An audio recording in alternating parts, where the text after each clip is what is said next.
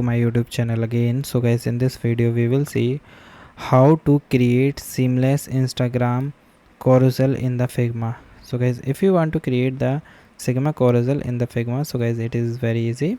For this guys, first of all, you simply go to your Figma application. Okay, in the Figma application, you see this is my Figma, and here there is one option is community. So you just click here on the community, and guys, here you go for search community. In the search community, you simply search Instagram, INST,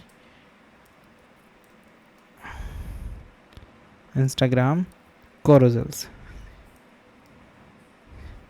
Here you see Instagram carousels. Okay, but you type full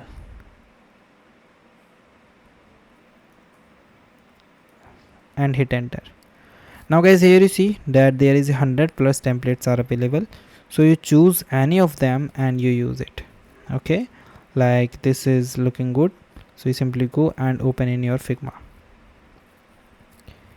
Now you just wait, and guys, here it start and it's loading.